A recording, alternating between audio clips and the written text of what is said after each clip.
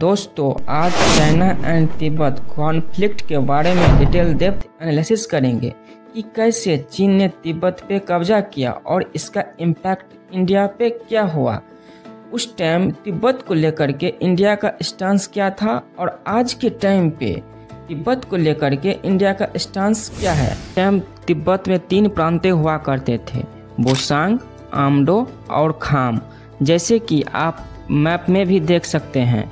अगर हम तीनों प्रांतों को मिला दें तो लगभग 2.4 मिलियन वर्ग किलोमीटर तक इसका क्षेत्रफल हो जाता है, जो कि चीन के कुल भौगोलिक क्षेत्रफल का लगभग 1/4 भाग है। इसके पूर्वी भाग में चिंगई एवं सिचुआन प्रांत है, जिसे इन्नर तिब्बत भी कहा जाता है, और इसके पश्चिमी भाग में लामा प्रांत है, जिसे आउटर तिब्बत भी कहा जाता है। मंगोल राजा कुबलई खान ने युआन राजवंश की स्थापना की थी और तिब्बत, चीन, वियतनाम, कोरिया तक अपने राज्य का विस्तार किया था। फिर 17वीं शताब्दी में चीन के चिंग राजवंश के तिब्बत के साथ संबंध बने, जिसके 260 साल बाद अच्छे रिश्ते होने के बाद चिंग सेना ने तिब्बत पर अधिकार कर लिया, लेकिन 3 साल के भीतर ही उसे तिब्बतियों ने खदेड़ दिया और 1912 में 13वें दलाई लामा थुबटेन ग्यात्सो तिब्बत की स्वतंत्रता की घोषणा की। दोस्तों अब थोड़ा दलाई लामा के बारे में जानते हैं। तो दलाई लामा एक उपाधि है, तिब्बती बौद्ध धर्म गेलु गप्पा परंपरा से संबंधित है, जो तिब्बत में सबसे बड़ी और सबसे प्रभावशाली परंपरा है। तिब्बती बौद्ध धर्म के इतिहास में केवल 14 दलाई लामा हुए हैं और पहले तथा दूसरे दलाई लामा को मरणोपरांत ये उपाधि दी गई थी। 14वें और वर्तमान दलाई लामा तेंजिंग ग्यात्सो है, जो भारत में अभी स्थित है। वर्ष 1930 के दशक में तिब्बत के एकीकरण के वक्त से ही बौद्धों और तिब्बती नेतृत्व के बीच लड़ाई चल रही थी। मानचू, मंगोल और ओराई के गुटों में यहाँ सत्ता के लिए लड़ाई होती रही है। अंततः 5वें दलाई लामा तिब्बत को एक करने में कामयाब रहे थे। इसके साथ ही तिब्बत सांस्कृतिक रूप से संपन्न बनकर उभरा था। तिब्बत के एकीकरण के साथ ही यहाँ बौद्ध धर्म में संपन्नता आई। वर्ष 1933 में 13वें दलाई लामा की मृत्यु के बाद बाह्य तिब्बत भी धीरे धीरे चीन के घेरे में आने लगा। 1940 में 14वें दलाई लामा तिब्बत का शासनभार संभालते हैं। चीन में 1927 में माओ त्से तुंग के नेतृत्व में पीपुल्स लिबरेशन ऑफ चाइना की स्थापना की जाती है। उसके बाद 1950 में चीन ने तिब्बत पर हजारों के तादाद में सैनिक भेज दिया जाता है और कुछ भागों को छोड़कर बाकी सभी भागों को चीनी प्रांतों में मिला दिया जाता है। चीन वर्ष 1951 में तिब्बती नेताओं को चीन द्वारा निर्धारित एक संधि पर हस्ताक्षर करने के लिए विवश कर दिया जाता है।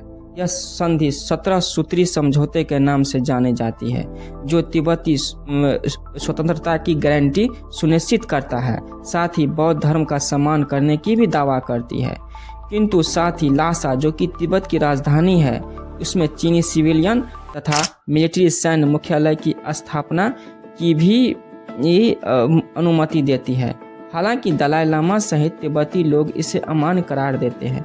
तिब्बती लोगों का कहना यह होता है कि चीन हमारी स्वतंत्रता कैसे डिसाइड कर सकता है तथा वो हमारे देश में मिलिट्री मुख्यालय कैसे स्थापित कर सकता है। तिब्बती तथा अन्य लोगों द्वारा इस संधि को कल्चर जेनोसाइड के रूप में वर्णित किया जाता है। तिब्बत और चीन के बीच बढ़ते तनाव के कारण तिब्बती लोगों ने वर्ष 1959 में चीन के खिलाफ विद्रोह कर दिया, लेकिन चीन ने इस विद्रोह को क्रूरतापूर्वक कुचल दिया।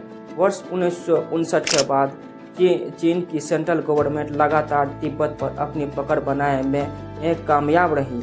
तिब्बत में भाषण, धर्म, प्रेस की स्वतंत्रता पर प्रतिबंध लगा दिया तथा तिब्बती लोगों को भी ये चीन की सरकार ने गिरफ्तार करना शुरू कर दिया। चीन ने तिब्बती महिलाओं को जबरन गर्भपात किया तथा उसकी नसबंदी भी की। चीन के पीपुल्स रिपब्लिक ऑफ चाइना द्वारा तिब्बत पर कब्जा करने के बाद दलाई लामा 17 मार्च 1959 को तिब्बत की राजधानी ल्हासा से पैदल ही हिमालय के पहाड़ों को पार करते हुए 15 दिनों के बाद भारत की सीमा में प्रवेश करते हैं। 29 अप्रैल 1959 को दलाई लामा ने उत्तर भारतीय हिल स्टेशन मसूरी में स्वतंत्र निर्वासित तिब्बती सरकार की स्थापना करती है। मई 1960 में धर्मशाला में स्थानांतरित हो जाती है। अब वीडियो में जानेंगे कि इसका इम्पैक्ट इंडिया पे क्या पड़ा।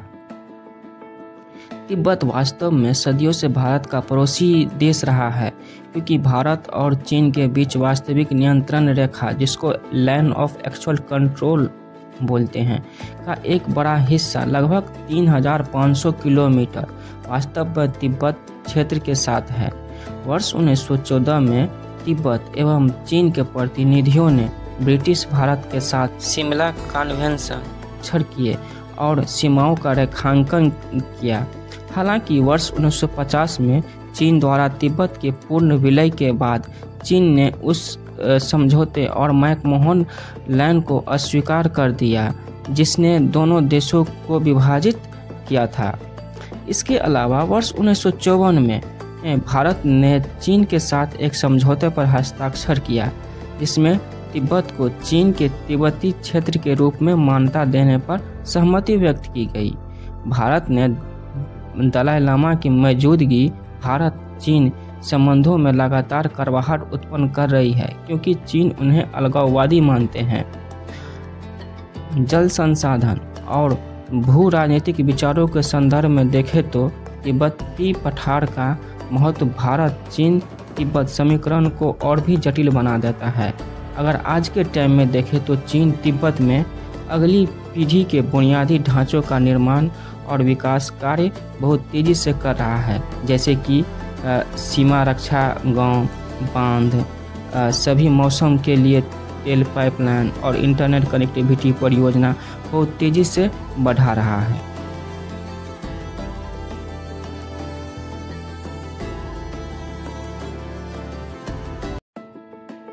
अगर हम तिब्बत को लेकर के भारत की स्टांस की बात करें तो JNU में centre for Chinese and south east Asia studies के प्रोफेसर BR दीपक का मानना है कि 1954 में नेहरू ने तिब्बत को एक समझौते के तहत चीन का हिस्सा मान लिया था, लेकिन महज 8 साल के लिए ही तिब्बत को चीन का हिस्सा माना था, जो मार्च 1962 में नेहरू का चीन के साथ तिब्बत पर करार खत्म हो गया था।